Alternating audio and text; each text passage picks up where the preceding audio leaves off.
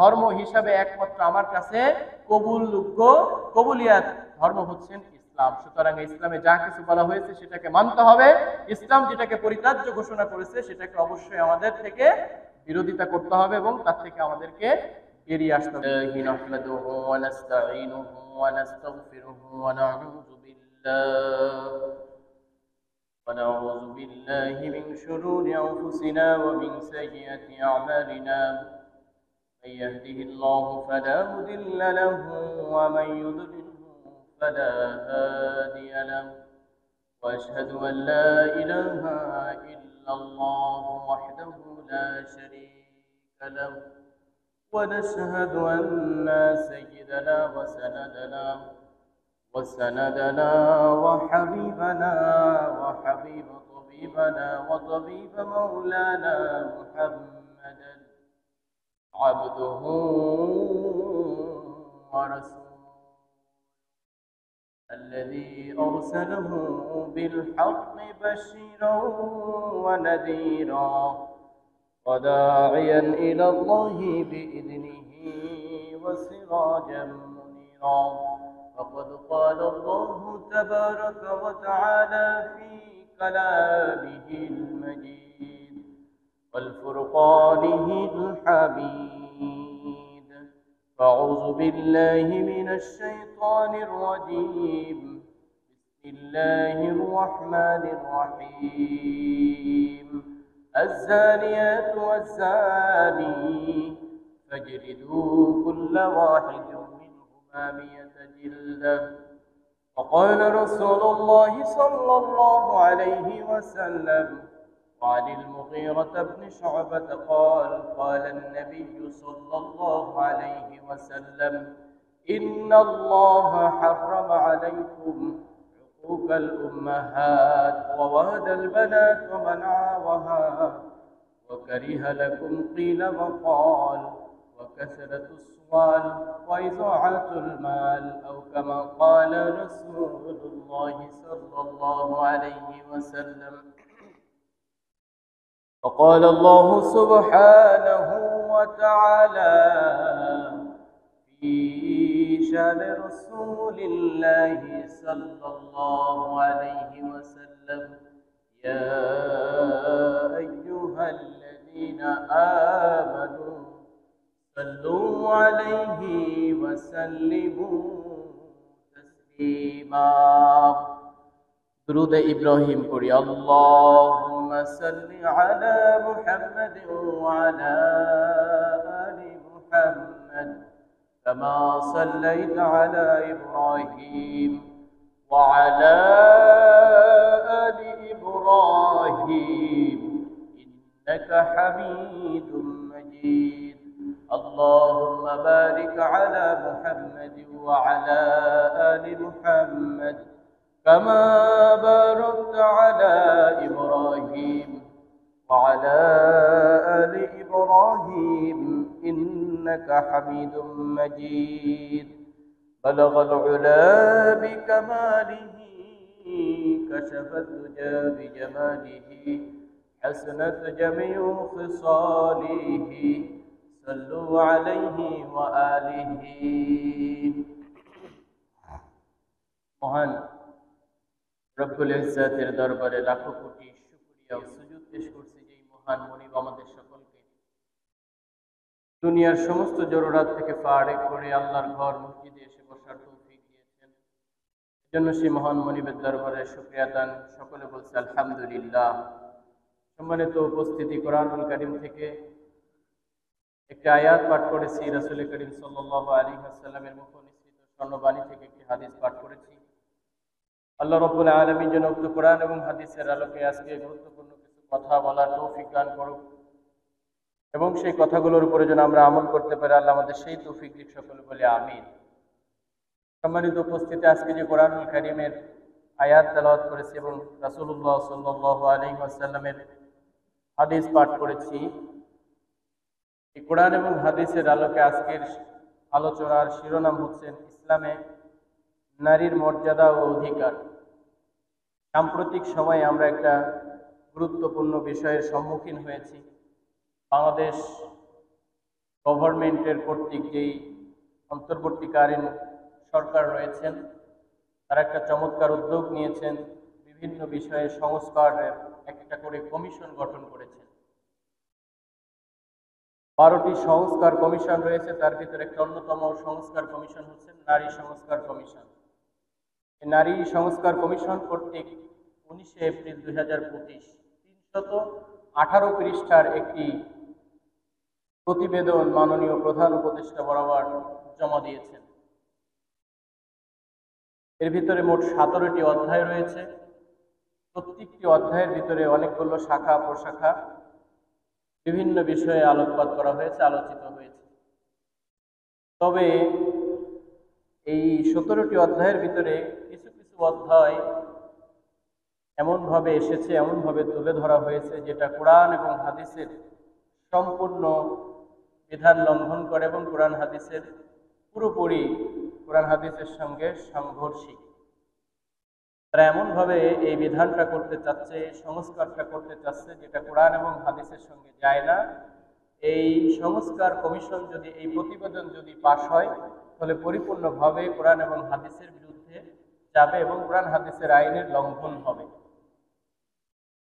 তো যেই সমস্ত নারী সংস্কার কমিশন কর্তৃক এই কাজগুলো করা হয়েছে এবং যারা এই কাজগুলো করেছেন, তারা আসলে কতটুক এই দেশের নারীদের সম্মতিতে এই কমিশন প্রতিবেদন জমা দিয়েছে তা খুব আলোচনার বিষয়। এবং ইসলামের সঙ্গে যেই নারীদের বৈষম্যের হাতিয়ার হিসেবে দাঁড় করিয়েছে, আসলে ইসলাম নারীর প্রতি অধিকার রেখেছে নাকি অধিকার ক্ষুণ্ণ করেছে, এই বিষয়টা আমাদের একটু দেখা দরকার। সেই সাথে এটাও দেখা দরকার যে আসলে ইসলাম কতটুকু নারীর অধিকার মেনেছে বা অধিকার দিয়েছে, আর অন্য অন্য ধর্ম, পৃথিবীতে যে সমস্ত পরিচিত ধর্ম আছে সেই সমস্ত ধর্মে নারীকে কিভাবে দেখেছে। প্রিয় উপস্থিতি, ইসলাম এমন একটা ধর্ম যেখানে নারীকে সর্বোচ্চ মর্যাদা এবং অধিকার দিয়েছে। অন্য ধর্মের থেকে যদি অন্য ধর্মের সঙ্গে আমাদের ধর্মকে মিল করা হয়, দেখানো হয়, তো দেখা যাবে ইসলামই একমাত্র ধর্ম যে ধর্ম সব থেকে বেশি নারীর অধিকার নিয়ে কথা বলেছে এবং সেই অধিকার বাস্তবায়ন করেছে। কখনো ইসলাম একজন কন্যাকে বা মেয়েকে তার পিতার কাছে থাকাকালীন কন্যা হিসেবে, পিতার অবর্তমানে তার ভাই তার ভরণ পোষণের দায়িত্ব নিয়েছে, পিতার থেকে যখন সে তার স্বামীর ঘরে গিয়েছে তখন সে স্ত্রীর মর্যাদা পেয়েছে, স্ত্রীর থেকে যখন কোনো সন্তান হয়েছে তখন সে মায়ের মর্যাদা পেয়েছে। অর্থাৎ স্টেপ বাই স্টেপ একজন মেয়ের ভরণ পোষণের দায়িত্ব তার নিজের উপরও নয়, বরং বিভিন্ন স্টেপে কখনো বাবা, কখনো ভাই, কখনো স্বামী, কখনো সন্তান, একজন মাকে তার ভরণ পোষণের দায়িত্ব নিজ হাতে ইসলাম তুলে দেয়নি। এর থেকে সম্মানের আর কি হতে পারে যে একজন ব্যক্তিকে ঘরে বসিয়ে সসম্মানে তার যাবতীয় চাহিদা মেটানোর দায়িত্ব তার পুরুষদের উপরে দেওয়া হয়েছে, তার নিজের উপরে দেয়নি। ইসলাম পূর্ব সময়ে নারীদের প্রতি কিরকম আচরণ করা হতো এবং তারা কতটুকু অধিকার পেয়েছিল। রাসূল করিম সাল্লাল্লাহু আলাইহি ওয়াসাল্লাম যখন আরব ভূখণ্ডে আসলেন, সেই ইসলাম পূর্ব যুগে, আইয়ামে জাহিলিয়াতের যুগে, আইয়ামে জাহিলিয়াত, ইসলাম যখন এসেছে তখন আইয়ামে জাহিলিয়াত বলা হয়, একটা ভুল পরিভাষা এটা। ইসলাম পূর্ব যুগে আইয়ামে জাহিলিয়াত ছিল। সেই সময়ে আরব বিশ্বে বা আরবদের ভিতরে যদি কন্যা সন্তান জন্মগ্রহণ করত তো তাদের চেহারা, মুখমণ্ডল কালো হয়ে যেত। কন্যা সন্তান জন্মদান করা এটা একটা কুলক্ষণ হিসাবে ধরা হতো এবং সমাজের ভিতরে তারা পালিয়ে বেড়াত যে তার ঘরে কন্যা সন্তান এসেছে এবং সেই স্ত্রীকে বিভিন্ন ভাষায় গালমন্দ করা হতো। আল্লাহ সুবহানাহু ওয়া তাআলা সেই বিধানকে তুলে দিয়েছেন এবং এটার সমালোচনা করেছেন যে কন্যা হোক বা ছেলে হোক, উভয়কে আমি দিয়ে থাকি, কাউকে কন্যা দিয়ে থাকি, কাউকে ছেলে সন্তান দিয়ে থাকি, কাউকে উভয়টা দিয়ে থাকি, কাউকে কোনোটাই দিই না। সুতরাং কন্যা হলেই সেটা আমার জন্য নির্ধারণ করা হয়, ছেলে হলে তোমাদের জন্য নির্ধারণ করা হয়। বিভিন্ন ব্যাপারে বিভিন্ন সময় আল্লাহ রাব্বুল আলামিন এটার প্রতি ইতিবাত করেছেন। আল্লাহ নিজেই বলতেছেন, ওয়া ইযা বুশশিরা আহাদুহুম বিল উনসা যাল্লা ওয়াজহুহু মুসওয়াদ্দাতান ওয়া হুয়া কাযীব। তাদের কাউকে যখন কন্যা সন্তানের সুসংবাদ দেওয়া হয় তখন তারা চেহারা কালো হয়ে যায় এবং সে মনে মনে দুঃখ ভারাক্রান্ত ক্লিষ্ট হয়ে যায়। প্রিয় উপস্থিতি, রাসূল সাল্লাল্লাহু আলাইহি ওয়াসাল্লাম যখন এসেছেন তখন তার পূর্ববর্তী সময়ে আরব বিশ্বের মানুষের এরকম চিন্তাধারা ছিল।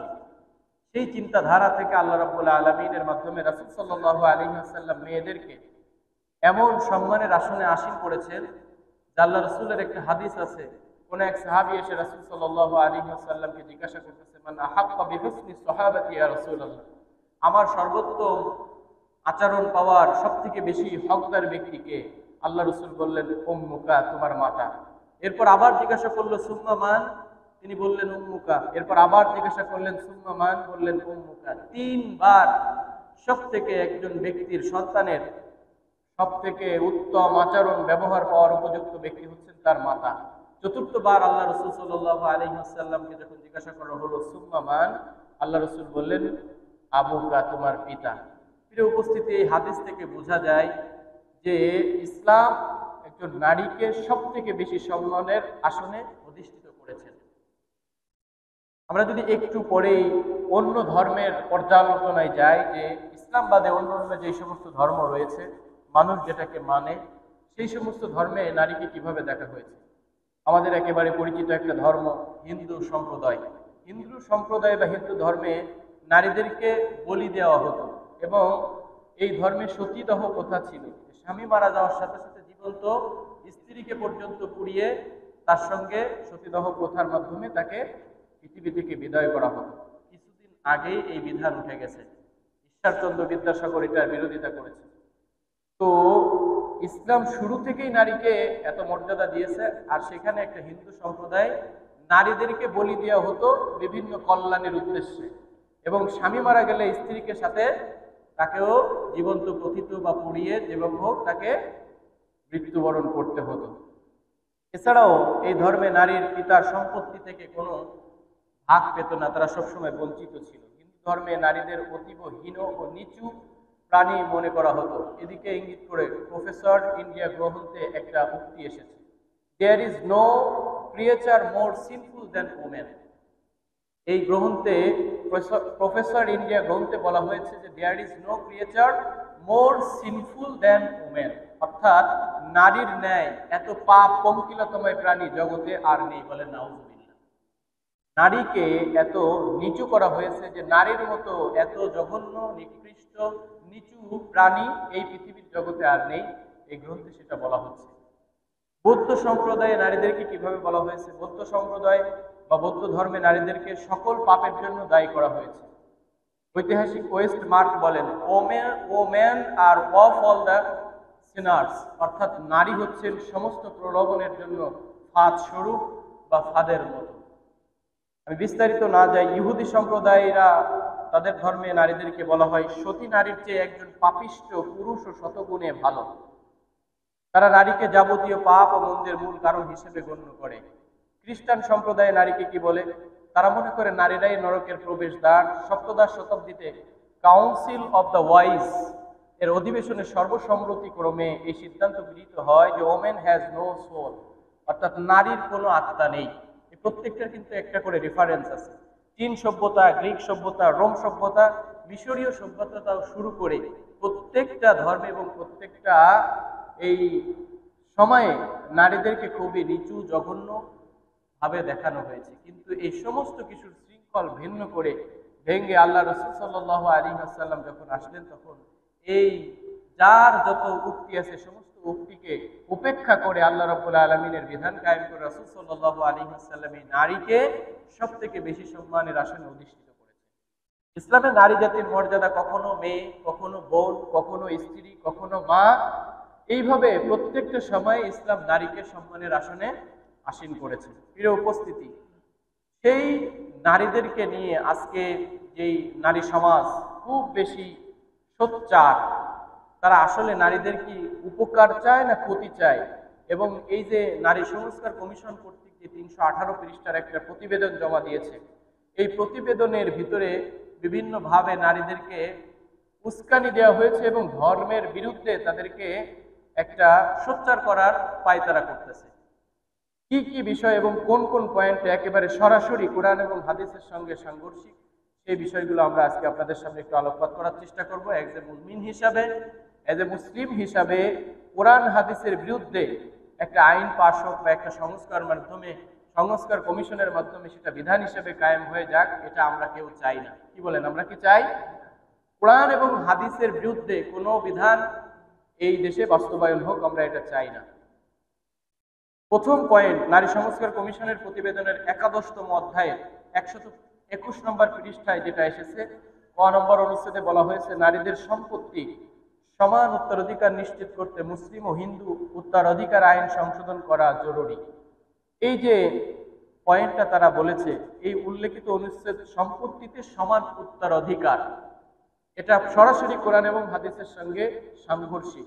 কোরআনের ভিতরে বলা হয়েছে লিযাকারি মিসলু হাজ্জিল উনসায়াইন, সূরা নিসার 11 নম্বর আয়াতে আল্লাহ রাব্বুল আলামিন স্পষ্টভাবে বলেছেন যে একজন নারী একজন পুরুষের অর্ধেক পাবে। দুইজন নারী যতটুকু সম্পদ পাবে, একজন পুরুষ সেইটা পাবে।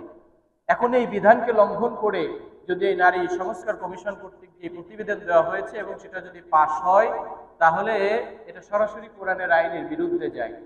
যদি এই বিধানটা পাশ হয়, তাহলে আমাদের সমাজে কি কি ক্ষতি হতে পারে? আমাদের দেশের বাস্তবিক প্র্যাকটিস হচ্ছেন যে যতটুক সম্পদ আমাদের বোনেরা পায় উত্তরাধিকার সূত্রে, ততটুক সম্পদই ম্যাক্সিমাম পরিবার থেকে তালবাহানা করা হয়, তাদেরকে বুঝাই দেওয়া হয় না। এটা কোরআনের বিধান রয়েছে যে তাদেরকে আমি যতটুকু পাবো তার অর্ধেক দিতে হবে। সেই প্র্যাকটিস পর্যন্ত আমার দেশে এখনো বাস্তবায়ন নয়। তো যখন এই বিধানটা পাশ হবে, তখন পারিবারিক যে একটা বন্ধন ভাইয়ের সঙ্গে বোনের, এই সম্পর্কটা বিভিন্নভাবে বিচ্ছেদ হবে এবং পরিবারের সম্পর্ক বিনষ্ট হবে। একটা পরিবারের ভিতরে ভাইয়ের সাথে বোনের যুদ্ধ দ্বন্দ্ব শুরু হয়ে যাবে। আপনারা মনে করতে পারেন, তো দুই সমান সমান সম্পদ কেন দেয়া হবে না?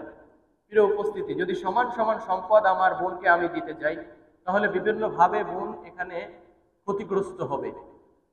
কারণ আমার বোনের উপরে, আমার বোনকে যখন বিয়ে দিচ্ছি, বা আমার যারা নারী সমাজ রয়েছে তাদের উপরে কিন্তু ভরণ পোষণের দায়িত্ব নয়। একজন মেয়ে যখন বিবাহ বন্ধনে আবদ্ধ হচ্ছে, তখন সেই মেয়েকে পুরুষ কর্তৃক মহারণা দেওয়াকে ফরজ করা হয়েছে। মহারণা পুরুষ দিয়ে একজন মেয়েকে বিবাহ করবে, এটা ইসলামের বিধান।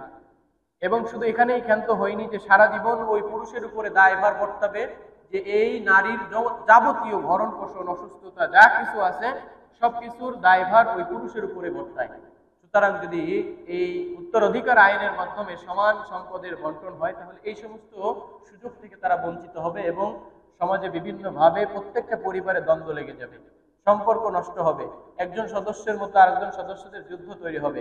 এবং সর্বশেষ কথা হচ্ছে যে এটা কোরআনের আইনের লঙ্ঘন। সুতরাং এই আইন যেটা কোরআনের সঙ্গে সাংঘর্ষিক, কোরআনের সঙ্গে যায় না, সেই আইন এই বাংলাদেশে বাস্তবায়ন হওয়া বা হতে দেওয়া যাবে না। একজন পুরুষের জন্য আছে যতটুকু, নারীর জন্য তার অর্ধেক। এই বিধান কোরআনের মাধ্যমে বাস্তবায়ন হয়েছে এবং এটাই থাকবে, আমরা এটা চাই। 2 নম্বরে প্রতিবেদনের 5ম অধ্যায়ের 65 নম্বর পৃষ্ঠার খ নম্বর অনুচ্ছেদে বলা হয়েছে, জন্ম, মৃত্যু, বিবাহ, তালাক তথা স্থানীয় সরকার প্রতিষ্ঠান ও কাজী অফিসের মাধ্যমে যাচাইয়ের জন্য তথ্য বিনিময়ে ডিজিটাল এক্সচেঞ্জ ব্যবস্থা করা, যাতে কম বয়সে বিবাহ ও বহু বিবাহ রোধ করা যায়। সবগুলো পয়েন্ট ঠিক ছিল। একটা পয়েন্টে এখানে কোরআন হাদিসের সঙ্গে পুরাপুরি কন্ট্রাডিকশন, যেটা বহু বিবাহ। কোরআন নির্দেশনা হচ্ছেন যে একজন পুরুষ যদি যথাযথভাবে সঠিকভাবে 4 জন স্ত্রী রাখার সক্ষমতা অর্জন করে, কোনো ধরনের বৈষম্য যদি না থাকে, তাহলে একজন পুরুষের 4টা বিবাহ করা, ইসলাম এটাকে বৈধতা দিয়েছে। আর এই বিধান যদি বাস্তবায়ন হয় যে বহু বিবাহ রোধ করতে হবে, তাহলে একজন পুরুষের যথাযথ শক্তি, সামর্থ্য, বৈষম্যহীনভাবে থাকা অবস্থায় যদি সে চায়, তাহলে সে 4টা বিবাহ করতে পারবে না। আর এটার মাধ্যমে সমাজে বিভিন্ন ক্ষতির সম্মুখীন হবে নারীরা, পুরুষ হবে না। কি কি ক্ষতির সম্মুখীন হতে পারে, আমি জাস্ট আমার এই ছোট্ট অনুসন্ধানী মনে ছোট ছোট কি একটা পয়েন্ট আমি আপনাদের সামনে তুলে ধরছি। অনেক মেয়ে অবিবাহিত থাকবে। বর্তমান সময়ে যদি আদমশুমারি করা হয়, তো একজন পুরুষের থেকে মেয়ের সংখ্যা বেশি। যেই এবং বেশি সবার আগে একজন স্ত্রীর আগে অনেক বেশি স্বামী মারা যায় বর্তমান আদমশুমারি অনুযায়ী। তো যদি একজন পুরুষ একটার উপরে বিবাহ না করতে পারে তাহলে অসংখ্য মেয়ে অবিবাহিত থাকবে, এবং বিবাহিত অনেক মেয়ে বা অনেক স্ত্রী তারা বিধবা অবস্থায় জীবনযাপন করবে, তাদের জন্য এটা খুবই ক্ষতিকর। সমাজে অনেক অনৈতিক কর্মকাণ্ড বাড়বে যখন একজন স্ত্রী একজন পুরুষের মাধ্যমে শুধু একজনই থাকার এই বিধান পাশ হবে। তখন একজন স্ত্রীর দেখা যাচ্ছে ৪৫ বছর বয়স বা ৫০ বছর বয়সে যে যৌন কর্মকাণ্ড করার সক্ষমতা থাকে সেটা বিলীন হয়ে যায়, কিন্তু একজন পুরুষের তার থেকে বেশি সময় এই যৌন কর্মকাণ্ড করার সক্ষমতা থাকে। তো যখন এই বিধান করে এটাকে বহুবিবাহকে রোধ করা হবে, তখন এই পুরুষ কি করবে? তার নিজের স্ত্রীর বাইরে অন্য জায়গায় সে গমন করতে বাধ্য হবে। এমনি পরকীয়ার যে পরিস্থিতি, যে সমাজে বিভিন্ন ভাবে কি হচ্ছে, পরিবারের যে একটা সম্পর্ক সেটাকে বন্ধনটা ছিন্ন হচ্ছে। আর যখন এটা বিধান করে দেওয়া হবে তখন এই পুরুষ অন্যায়ভাবে অনৈতিকভাবে অন্য জায়গায় যাওয়ার পথ তৈরি হবে। সর্বশেষ কোরআনের বিধানের লঙ্ঘন হবে। ছেলে সন্তান না হলে সমাধান কি হবে? যে একজন পুরুষ একটা মেয়েকেই বিবাহ করেছে, এই সমাজে অসংখ্য দম্পতি আছে যাদের কোনো ছেলে সন্তান নেই, বছরের পর বছর তারা চেষ্টা করতেছে কিন্তু কোনো সন্তান তাদের হচ্ছে না। তো এই ব্যক্তির জন্য কি বৈধতা আছে, কি থাকবে? যে তার তো একটা বিবাহ করার পরে অন্য বহু বিবাহ তার করার জন্য একবার আইন করে বন্ধ করে যদি দেওয়া হয়, তাহলে সে আরেকটা বিবাহ করতে পারবে না, এবং সন্তান সন্ততি থেকে তার যে বংশ পরম্পরা সেটা বিলীন হয়ে যাবে। এরকম আরো অনেক অনেক পয়েন্ট রয়েছে যে বহু বিবাহ বৈধ, অবশ্যই এটাকে বৈধতা দিতে হবে। এই আইন পাশ করা যাবে না যে বহু বিবাহ এটা বন্ধ করার কোনো সুযোগ নেই। আল্লাহ রাব্বুল আলামিন বলেছেন, ফানকিহু মা তাবা লাকুম মিনান নিসাই মাসনা ওয়া সুলাসা ওয়া রুবাআ। তোমাদের ভিতরে যদি সঠিকভাবে বিচার ফয়সালা করতে পারো, তোমার শারীরিক সক্ষমতা থাকে, চারজন স্ত্রী রাখতে যদি তুমি কোনো ধরনের বৈষম্য না করো, তাহলে তোমার জন্য একজন, দুইজন, তিনজন এবং সর্বোচ্চ চারজন স্ত্রী একজন পুরুষ রাখতে পারবে। শুধু শুধু না, এখানে ইসলাম শর্ত লাগাইছে, সব ধরনের ক্রাইটেরিয়া যদি আপনি ফিল আপ করতে পারেন তাহলে একজন পুরুষের মাধ্যমে চারজন স্ত্রী রাখা এটা সম্ভব। এই সময় এই গণ্ডমূর্খ বুদ্ধিজীবীরা বলে যে একজন পুরুষ যদি 4টা বিবাহ করতে পারে তাহলে একজন নারী কেন 4টা স্বামী রাখতে পারবে না? কত জঘন্য এবং হাস্যকর, এবং জ্ঞানের লেভেল কতটা সিক লেভেলে থাকলে তারা এই ধরনের প্রস্তাবনা আনতে পারে। সম্মানিত উপস্থিতি, একজন পুরুষ যদি তার আন্ডারে 4জন স্ত্রী থাকে, তো 4জন স্ত্রী থাকলে 4জন স্ত্রীর সঙ্গে যদি সে শারীরিক সম্পর্কে যায় এবং শারীরিক সম্পর্কের কারণে যদি 4জনের পেটেই বাচ্চা আসে বা প্রেগনেন্ট হয়, তাহলে সবাই কিন্তু বলতে পারবে যে উনি আমার পিতা, উনি আমার পিতা, উনি আমার পিতা। 4 স্ত্রীর 4 সন্তানই একজন পিতা সে পরিচয় দিতে পারবে। কিন্তু একজন স্ত্রী যদি 4জন স্বামী রাখে এবং 4জন স্বামী যদি ওই এক স্ত্রীর সঙ্গে সম্পর্ক করে, শারীরিক সম্পর্ক করে, তো যখন একটা সন্তান পয়দা হবে, ওই সন্তানটা বাবা কে হবে? এটা কি পরিচয় আইডেন্টিফাই করার কোনো সুযোগ আছে? অনেকে বলতে পারে এখন আধুনিক সিস্টেম আছে, আধুনিক সময়ে আমরা কি করব, ওই যে মেডিকেল টেস্ট করে আমরা বাপ নির্ণয় করব। আসলে যদি এই মেডিকেল টেস্ট নির্ণয় করে বাপ নির্ণয় করা হয়, তো এই 4 বাপের ভিতর মারামারি বেঁধে যাবে না? কি বলেন, যাবে?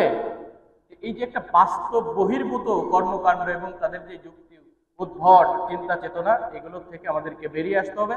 আল্লাহ রাব্বুল আলামিন বিধান করেছেন একজন পুরুষের আন্ডারে 4জন মহিলা থাকতে পারবে, 4টা স্ত্রী বিবাহ করতে পারবে, এবং এটাই মানব জাতির জন্য কল্যাণকর।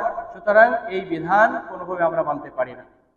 হাদিসের ভিতরে আল্লাহ রাসূল সাল্লাল্লাহু আলাইহি ওয়াসাল্লাম বলেছেন, আন ইবনে মাসউদ قال رسول الله صلى الله عليه وسلم يا معشر الشباب من استطاع الباءة فليتزوج فإنه الغض للبصر وأحسن للفرج। যদি তোমরা সক্ষমতা অর্জন করো তাহলে তোমরা অবশ্যই বিবাহ করো, এবং বিবাহ মানুষকে কল্যাণের দিকে নিয়ে আসে, তার চোখ এবং তার লজ্জাস্থান হেফাজতের একটা সুন্দর মাধ্যম হচ্ছেন এই বিবাহ। প্রিয় উপস্থিতি, অনেকগুলো পয়েন্ট আছে। 3 নম্বর পয়েন্ট, এই যে সংস্কার কমিশন কর্তৃক যে প্রতিবেদন জমা দেওয়া হয়েছে, এই প্রতিবেদনের 10ম নম্বর অধ্যায়ে একটা স্লোগান আছে। স্লোগানের শিরোনামটা কি দেখেন, শরীর আমার, সিদ্ধান্ত আমার। অর্থাৎ একটা মেয়ের মাথায় যদি এই চিন্তা ঢুকে যায় যে শরীর আমার, সিদ্ধান্ত আমার, আমি বিবাহ বহির্ভূতভাবে সম্পর্ক করি বা বিবাহের মাধ্যমে সম্পর্ক করি, আমার শরীর একটা পুরুষ ভোগ করুক অথবা চারটা পুরুষ ভোগ করুক, এটা আমার সিদ্ধান্ত, আমার বাপ, আমার সমাজ, আমার ধর্ম এখানে কেন নাক গলাবে? তাহলে এই যে এক একটা ছোট্ট ছোট্ট পয়েন্ট, এই পয়েন্টের মাধ্যমে এই সমাজ, এই ধর্ম, এই পারিবারিক বন্ধন সবকিছুকে ছিন্ন করে দেবে এবং ধ্বংস হয়ে যাবে যদি এটা পাশ হয়। তো 105 নম্বর পৃষ্ঠায় এটা এসেছে, শরীর আমার, সিদ্ধান্ত আমার, এবং এটা সরাসরি আল্লাহর বিধানের সঙ্গে সাংঘর্ষিক। আল্লাহ রাব্বুল আলামিন বলেছেন সূরাতুল আরাফের 54 নম্বর আয়াত, আলা লাহুল খালকু ওয়াল আমরু, সতর্ক হও, সৃষ্টি ও আদেশ একমাত্র আমি আল্লাহ রাব্বুল আলামিনের। আমি মানুষকে সৃষ্টি করেছি, মানুষের উপরে যা যা হুকুম হবে সেটা আমার পক্ষ থেকে নির্ধারিত হবে, আমার যেই নির্দেশনা থাকবে, আমার যেই হুকুম থাকবে সেটাই মানুষের পালন করতে হবে, সেটাই বাস্তবায়ন করতে হবে। সুতরাং শরীর আমার, সিদ্ধান্ত আমার, এটা কুফরি মতবাদ, এটা একজন মানে নাস্তিকতা, মুরতাদ কর্তৃক, রচনা কর্তৃক এইগুলো চিন্তা চেতনা। আল্লাহ রাব্বুল আলামিনের অন্য আয়াতের ভিতরে আছে সূরাতুল ইউসুফের আয়াত নম্বর 24, ওয়ামান লাম ইয়াহকুম বিমা আনজালাল্লাহু ফাউলাইকা হুমুল কাফিরুন, যে কেউ আল্লাহ যা কিছু অবতীর্ণ করেছেন সেই অনুযায়ী যদি বিচার না করে, সেই হুকুম যদি সে বাস্তবায়ন না করে, পালন না করে, ফাউলাইকা হুমুল কাফিরুন, তাহলে তারা হচ্ছেন সরাসরি কাফির। আল্লাহ রাব্বুল আলামিনের অন্য আয়াতে বলছে, ইনিল হুকমু ইল্লা ইল্লা লিল্লাহ, ফয়সালার অধিকার কেবলমাত্র আল্লাহ রাব্বুল আলামিনের। সুতরাং প্রিয় উপস্থিতি, আমার আপনার মনে হতে পারে শরীর আমার, সিদ্ধান্ত আমার। এই শরীর আমার, সিদ্ধান্ত আমার যদি আমাদের কোমলমতি সন্তানদের ভিতরে, আমার বোনদের ভিতরে এই সিদ্ধান্ত পুশ করে দিতে পারে, তাহলেই আমাদের সমাজ নষ্ট হওয়ার জন্য আরো অনেক বেশি অগ্রগামী হয়ে যাবে। আর একটা পয়েন্ট দেখেন, 4 দশম অধ্যায়ের 10-এর 2 নম্বর অনুচ্ছেদে 107 নম্বর পৃষ্ঠায় তারা কি বলেছে, সমাজে প্রচলিত প্রথা, কুসংস্কার ও মাসিক সম্পর্কে অর্থাৎ মেন্স সম্পর্কে ভ্রান্ত নেতিবাচক ভ্রান্ত ধারণা ও নারী কিশোরীদের মাসিক স্বাস্থ্য ব্যবস্থাপনার ক্ষেত্রে বড় বাধা। সংস্কার প্রতিবেদনের এই অংশটি সরাসরি কোরআন হাদিসের সঙ্গে সাংঘর্ষিক। পবিত্র কোরআনে আল্লাহ রাব্বুল আলামিন কি বলতেছেন দেখেন, ওয়ায়াসআলুনাকা আনিল মাহিজ কুল হুয়া আযান ফাতাজিলুন নিসাআ ফিল মাহিজ ওয়ালা তাকরাবুহুন্না হাত্তা ইয়াতহুরনা ইলা আখিরিল আয়াত। অর্থাৎ তারা আপনাকে ঋতুস্রাব, মাসিক সম্পর্কে জিজ্ঞাসা করে, আপনি বলুন এটা একটা এক প্রকার কষ্ট। তারা বলতে চায় যে ঋতুস্রাব অবস্থায় থাকুক না কেন, যে কোনো অবস্থায় তারা একজন আরেকজনের সঙ্গে শারীরিক সম্পর্কে লিপ্ত হতে চায়। কিন্তু এখানে ধর্ম বাধা দিয়েছে যে যদি ঋতুবতী অবস্থায় থাকে তাহলে সে পুরুষ এবং মহিলা একসাথে সম্পর্ক করতে পারবে না। তাদের এই ছোট্ট ছোট্ট কথার ভিতরে বিভিন্ন ক্ষতিকর এবং মানব বিধ্বংসী আল্লাহ রাব্বুল আলামিন থেকে ফিরিয়ে নেয়ার অনেক মতবাদের ভিতরে লুকায়িত আছে। এরপরে সূরাতুল বাকারার 222 নম্বর আয়াত, হাদিস থেকে আমরা আরেকটু শিখতে পারি। আন আবি মাসউদিন علبة بن عمر الأنصاري البدري قال رسول الله صلى الله عليه وسلم إنا مما أدرك الناس من كلام النبوة الأولى। হযরত আবু মাসউদ উকবা ইবনে আমর আল আনসারী আল বাদারি থেকে বর্ণিত, তিনি বলেন রাসূল করিম সাল্লাল্লাহু আলাইহি ওয়াসাল্লাম বলেছেন, আগের নবীদের বাণীসমূহ থেকে যে কথাগুলো মানুষ পেয়েছে তার একটি হলো, ইযা লাম তাস্তাহি ফাআফআল মা শি'তা, যদি তোমার লজ্জা না থাকে তবে তুমি যা খুশি তাই করতে পারো। সমাজে পিরিয়ড, মেন্স, শারীরিক সম্পর্ক কিভাবে করতে হবে, একজন মেয়ে বা একজন ছেলে যখন বয়স সন্ধিকালে উঠে যাবে, এই যে আলোচনাগুলো এত পরিষ্কারভাবে, একেবারে লজ্জাহীনভাবে উপস্থাপন করা হচ্ছে যে মানুষের ভিতর থেকে যে একটা লজ্জা, আল হায়াউ শু'বাতুম মিনাল ঈমান, লজ্জা হচ্ছে একটা ঈমানের অংশ, এটাকে এমন বেশি আলাপচারিতায় নিয়ে আসা হচ্ছে, এমন বেশি লাইমলাইটে নিয়ে আসা হচ্ছে যে ছেলে মেয়েদের ভিতরে যে একটা লজ্জা প্রবণতা কাজ করতো সেটা দিন দিন উঠে যাচ্ছে। আর এটা উঠে যাওয়ার কারণে কি হচ্ছে, বিভিন্ন সময়ে দেখা যাচ্ছে একটা মেয়ে আর একটা ছেলের দ্বারা ইফটিজিং এর শিকার হচ্ছে। আমরা ইফটিজিংকে না বলি, মাদককে না বলি, এই যে উল্টা পাল্টা কথাবার্তা, আপনি লজ্জাকে উঠাই দিবেন আর বলবেন যে ইফটিজিং থাকবে না, এটা হতে পারে না।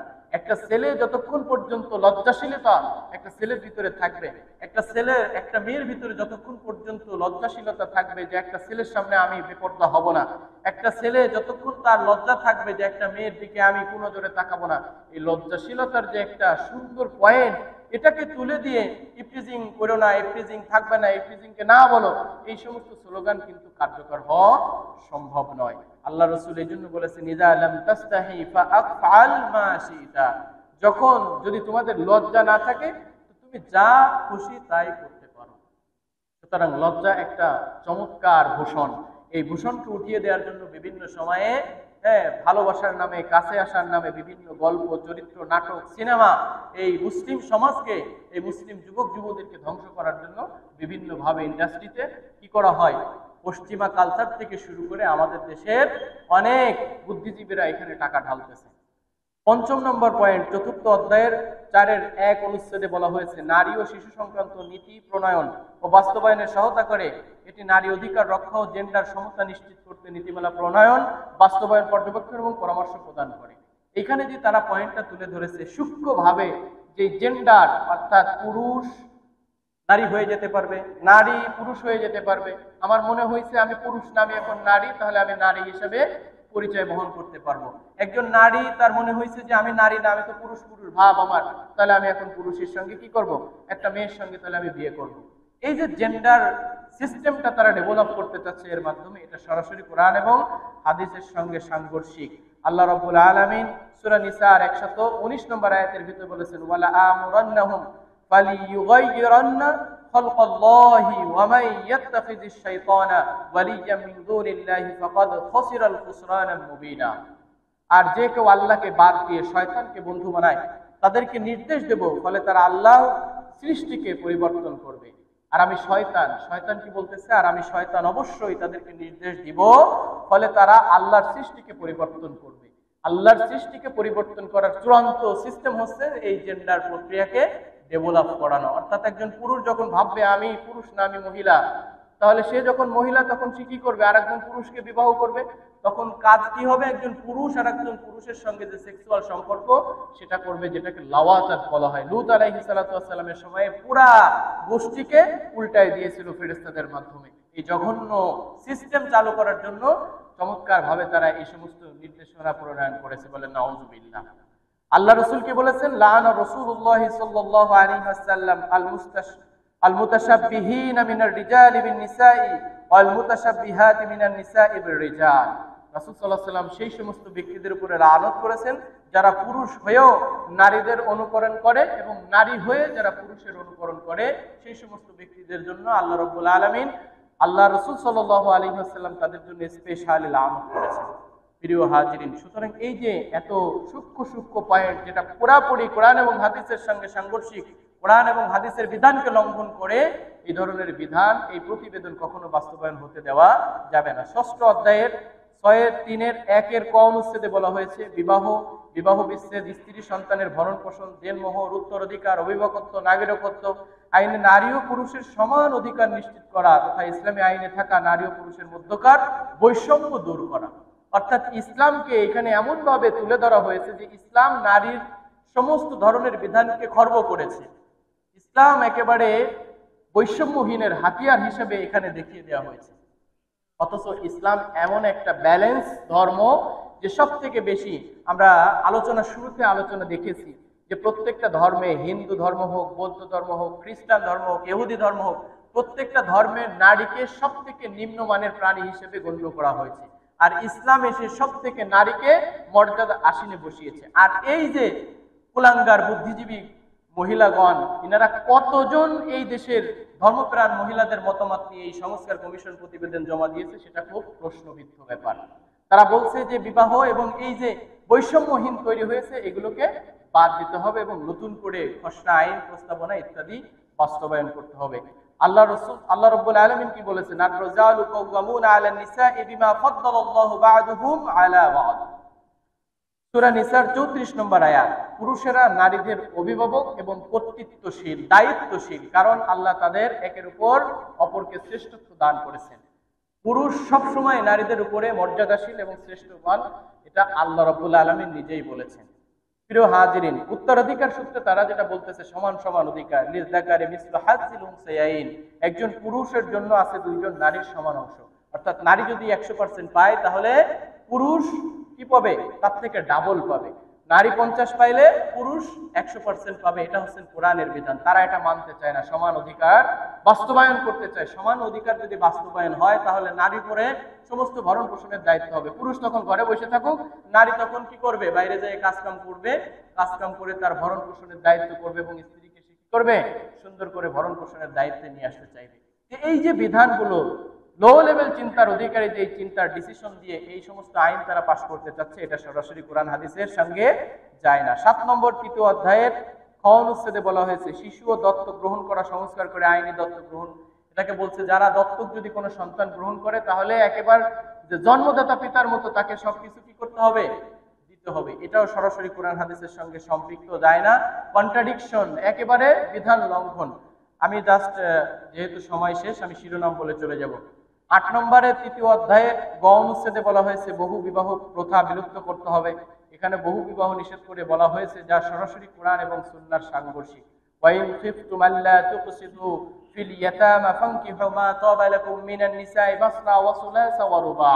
আল্লাহ রাব্বুল আলামিন বিধান দিয়েছেন একজন পুরুষ যদি বৈষম্যহীনভাবে সঠিক বিচার ফয়সালার মাধ্যমে 4 জন স্ত্রী রাখতে চায় তাহলে সে রাখতে পারবে, সুতরাং এই বিধান পাশ করতে দেওয়া যাবে না। 9 নম্বরে দ্বাদশ অধ্যায়ের বর্গজ্জা অনুচ্ছেদে বলা হয়েছে শ্রম আইনে যৌনকর্মীদের শ্রমিক হিসেবে স্বীকৃতি প্রদান করা। কত জঘন্যতম চিন্তা চেতনা! আমাদের এই সমাজে যারা যৌন কর্মে যৌন পেশার সঙ্গে জড়িত আছে তারা কি আদৌ চায় যে তারা যৌন কর্মের এই যৌন কর্ম করে তারা শ্রমিকের পেশা চায়? এটা কি কেউ চায়?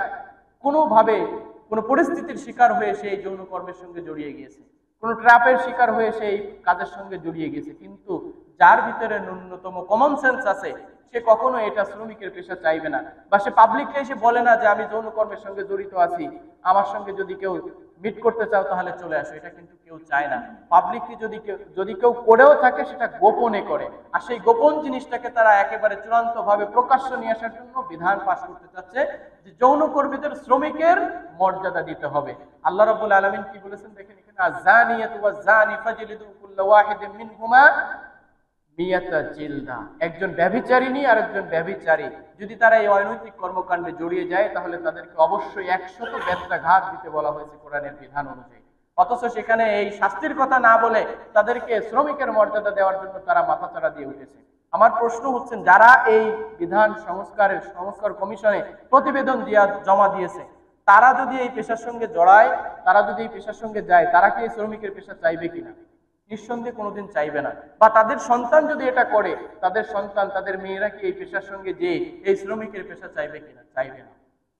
কতিপয় মহিলারা শাহবাগীরা তারা এই চমৎকার এত কিছু বিধান দিয়ে আমাদের যেই 90% মুসলিম বা আমনদের সম্ভ্রান্ত এই মুসলিমদের ইজ্জতকে তারা আরো বেশি কি করেছে, মাটির সঙ্গে মিশিয়ে দিয়েছে। আল্লাহ রাব্বুল আলামিন এজন্য, যেহেতু আল্লাহ রাব্বুল আলামিনের বিধান লঙ্ঘন, এই বিধান কখনো এই মাটিতে বাস্তবায়ন হতে দেওয়া যাবে না। আমাদের যেখান থেকে যার যতটুকু সামর্থ্য আছে সেটার থেকে আমাদের বিরোধিতা করা দরকার। আল্লাহ রাসূল সাল্লাল্লাহু আলাইহি ওয়াসাল্লাম বলেছেন, আল্লাহ রাব্বুল আলামিন অন্য আয়াতে বলেছেন, ফামান ইবতাগা ওয়ারা'a যালিকা ফাউলাইকা হুমুল আদুন। বৈধ পন্থায় ছাড়া স্ত্রী এবং স্বামী কর্তৃক যেই যৌন মিলন সেইটার বাইরে যে যদি এই ধরনের কেউ কর্মকাণ্ড করে তাহলে সে একজন সীমালঙ্ঘনকারী হিসেবে পরিচিত হবে। প্রিয় উপস্থিতি, এই যে আরো 2-3টা পয়েন্ট আছে হাদিসের ভিতরে কি বলছে? উবাদাহ ইবনে সামিত আন্না রাসূলুল্লাহ সাল্লাল্লাহু আলাইহি ওয়াসাল্লাম قال খুযু আন্নী قد جعل الله لهن سبيلا البكر بالبكر والسيب بالسيب والبكر جلد 100 والنفي سنة والسيب جلد 100 والرجم। আল্লাহ রাসূল সাল্লাল্লাহু আলাইহি ওয়াসাল্লাম এই বিধান করেছেন এবং এই বিধান সাহাবীদের মাধ্যমে বাস্তবায়িত হয়েছে। যে কোনো উবাদাহ ইবনে সামিত রাদিয়াল্লাহু তাআলা আনহু থেকে বর্ণিত, রাসূল সাল্লাল্লাহু আলাইহি ওয়াসাল্লাম বলতেছেন যে তোমাদের জন্য একটি পথ নির্ধারণ করেছে, অর্থাৎ যারা এই ব্যভিচারের সঙ্গে লিপ্ত হবে তাদের জন্য একটা পথ আছে। অর্থাৎ যদি কোনো অবিবাহিত ছেলে মেয়ে এই অনৈতিক কর্মকাণ্ডের সঙ্গে জড়ায়, ব্যভিচারে লিপ্ত হয়, তাহলে তাদেরকে 100 বেত্রাঘাত এবং 1 বছর নির্বাসনে পাঠাইতে হবে। আর যদি কোনো বিবাহিত পুরুষ এবং মহিলা যদি এই কর্মকাণ্ডের সঙ্গে জড়ায় তাহলে তাকে অবশ্যই 100 বেত্রাঘাত এবং পাথরের মাধ্যমে রজম করে তাদেরকে পৃথিবী থেকে বিদায় করতে হবে, হত্যা করার বিধান দেওয়া হয়েছে। এত বড় আইন থাকা সত্ত্বেও তারা এই বিধানকে আরো কি করতেছে, যৌন কর্মের পেশার শ্রমিকের মর্যাদা দেওয়ার জন্য তারা মাথাচাড়া দিয়ে উঠেছে। 10 নম্বর পয়েন্টে তারা কি বলছে? যেহেতু রাষ্ট্র একটি ইহুদাকাতিক সত্তা, সেহেতু ধর্মীয় বিধান অনুসরণ করে সংবিধান শুরু হওয়া একেবারে উচিত নয়। কত জঘন্যতম কথা! সংবিধান কাদের জন্য? মানুষের জন্য। সেই মানুষ কি ইহজাতি মানুষ নাকি তার ইহজগৎ এবং পরজগৎ দুটাই আছে? তো তো যেই ইহুজাগতিক এবং পরজাগতিক মানুষের জন্য সংবিধান, সেই সংবিধান নাকি ধর্মীয় বিধান দিয়ে শুরু হয়, এটা অনুচিত, কত গর্হিত কথাবার্তা। আল্লাহ রাব্বুল আলামিন কি বলছেন দেখেন, ওয়া ইয়াবতাগি গায়রাল ইসলামি দীনা ফালা ইউকবালা মিনহু ওয়া হুয়া ফিল আখিরাতি মিনাল খাসিরিন। আর যে কেউ ইসলাম ব্যতীত অন্য কোনো জীবন ব্যবস্থা গ্রহণ করতে চায়, তালাশ করে, তা কখনোই আল্লাহ রাব্বুল আলামিনের কাছে গ্রহণযোগ্য নয় এবং সেটা গ্রহণ হবেও না। প্রিয় উপস্থিতি, সুতরাং আমাদের অনেকের মাথায় আবার ওই বুদ্ধিজীবীদের যুক্তি তর্ক মাথায় আসতে পারে। সর্বশেষ পয়েন্ট হচ্ছে, আপনি যদি এই যুক্তি তর্ক মাথায় এসেও ইসলামিক যুক্তি তর্ক আপনার ভিতরে ডেভেলপ নাও করে, আপনি যদি ওই যুক্তি তর্ক মেনে নেন, তাহলে আপনি যত নামাজ পড়ছেন, রোজা রাখছেন, হজ করছেন, এগুলো কোনো কিছুই আল্লাহর দরবারে কি হবে না? কবুল হবে না। সুতরাং যা কিছু আছে আল্লাহ রাব্বুল আলামিনের বিধানের পরিপন্থী, সেগুলো পরিত্যাজ্য, সেগুলো অবশ্যই ডাস্টবিনে ছুঁড়ে ফেলতে হবে। কেননা আল্লাহ বলেছেন, ইন্নাদ-দীনা ইনদাল্লাহিল ইসলাম, সর্বশেষ ধর্ম হিসাবে একমাত্র আমার কাছে কবুলযোগ্য, কবুলিয়াত ধর্ম হচ্ছেন ইসলাম। সুতরাং ইসলামে যা কিছু বলা হয়েছে সেটাকে মানতে হবে। ইসলাম যেটাকে পরিত্যাজ্য ঘোষণা করেছে সেটাকে অবশ্যই আমাদের থেকে বিরোধিতা করতে হবে এবং তার থেকে আমাদেরকে বেরিয়ে আসতে হবে। আল্লাহ রাব্বুল আলামিন আমাদের সকলকে এই কথাগুলোর উপর আমল করার তৌফিক দিক, সকল বলে আমিন।